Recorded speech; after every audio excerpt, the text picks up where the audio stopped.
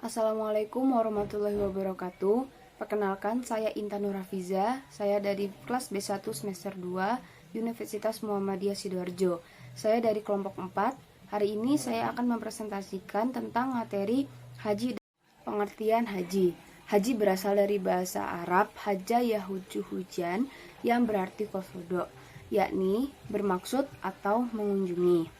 Sedangkan dalam istilah agama, haji adalah sengaja berkunjung ke Baitullah Al-Haram Ka'bah di Mekah Al-Mukarramah untuk melakukan serangkaian amalan yang telah diatur dan ditetapkan oleh Allah Subhanahu wa taala sebagai ibadah dan persembahan dari hamba kepada Tuhannya, Allah Subhanahu wa taala.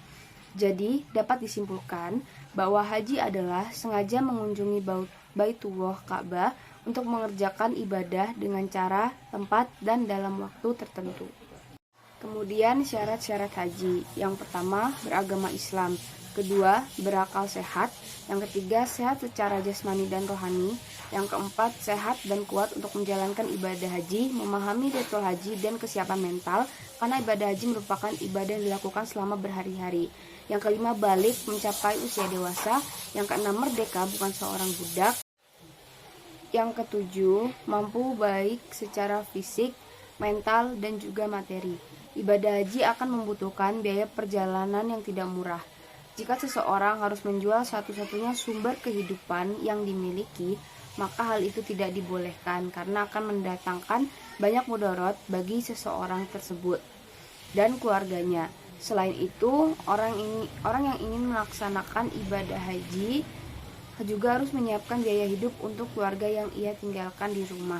Ya, rukun-rukun haji. Rukun haji yang pertama yaitu adalah ihram. Yang dimaksud berihram yaitu keadaan suci yang menandai dimulainya ritual haji untuk setiap jamaah. Rukun haji ihram ini dimulai dengan membaca niat hingga mengenakan pakaian ihram sebagai penutup aurat dan menjaga kebersihan. Rukun haji yang kedua adalah wukuf di padang Arafah. Wukuf adalah inti dari proses pelaksanaan ibadah haji, waktu di mana seluruh jamaah haji berkumpul di padang Arafah untuk beribadah dengan optimal. Yang ketiga, tawaf ifadah. Tawaf merupakan rukun haji ketiga yang harus dilakukan setelah berihram dan wukuf di Arafah.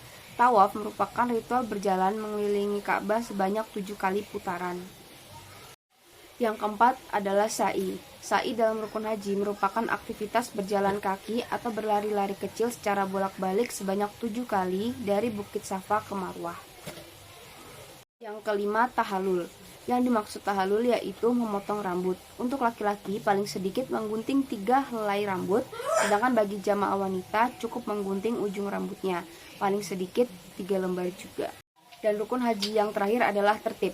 Artinya, semua rukun haji dan umroh hendaknya dikerjakan secara tertib atau berurutan seperti yang dijelaskan di sebelumnya. Materi haji berikutnya adalah hikmah haji.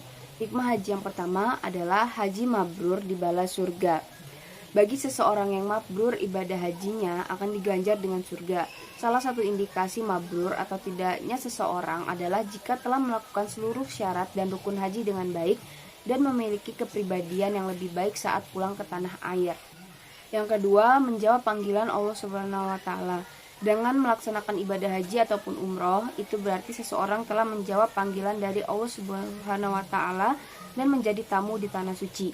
Ini juga dapat menjadi hikmah ibadah haji yang utama. Yang ketiga, salah satu amalan yang paling baik. Ibadah haji merupakan salah satu amalan yang paling baik.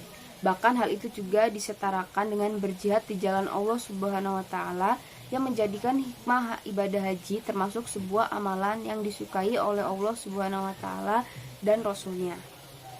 Dan hikmah haji yang terakhir adalah mendapatkan tarbiyah langsung dari Allah. Orang-orang yang pernah mengerjakan haji mengatakan bahwa ibadah haji adalah kepuncak ujian dari Allah Subhanahu wa taala. Ini disebabkan jumlah orang yang sama-sama mengerjakan ibadah haji tersebut adalah terlalu ramai hingga menjangkau angka jutaan orang yang tentu menjadi tantangan tersendiri.